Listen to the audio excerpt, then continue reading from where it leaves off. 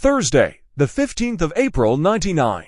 Sergei Babarin walked into the Mormon Family History Library in Salt Lake City and opened fire. Why? I doubt even Sergei knew. But I guess I could fill you in on the story a bit and let you figure it out for yourselves. So, who was Sergei Babarin? He was a 71-year-old Russian immigrant that lived with his wife at St. Mark's Tower, a home for the elderly at 650 S 300 East. His family claim was schizophrenic. They say he was diagnosed in New York during the late 80s. But Utah officials claim that he only suffered a mild case of depression. Either way, Sergei was on a pretty strong prescription that seemed to make him normal. But the problem was that, according to Sergei's wife of 49 years, their 50th anniversary was in November. Zoya Mikhailovna Babarin. Sergei had stopped taking his medication a few weeks earlier. The reason why was that he thought it was poison.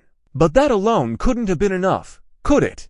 At that time, you may remember that NATO decided they needed to save the world and Bill Clinton's political career by attacking Kosovo.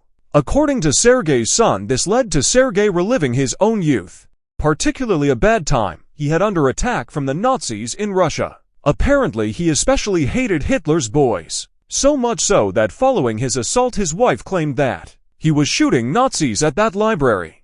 Also, in the weeks leading up to Sergei's day in the sun, he would accuse everyone around him of being spies, his son, his wife, even people walking past his windows. Okay, enough of this. What happened at the library? Sergei wore his usual get-up for a walk into the city, which he took most days. A long coat and baggy pants, and a cap pulled low over his eyes. Most people were used to seeing the old man, and most disliked him. He had no manners at all, and as he also did most days, he headed into the library. But this is where his usual schedule changed. Instead of being rude to the first person he saw, he shot them. First struck was a woman sitting behind the reception desk a little before 10:30 a.m.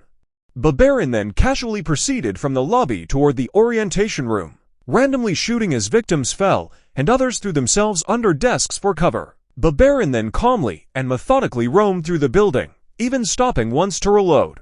Before police had a chance to arrive, there were 2 people dead: security guard Donald Thomas, 62, and Patricia Frames, 55. There were also quite a few people injured, yet only 4 of those would require an overnight stay in hospital.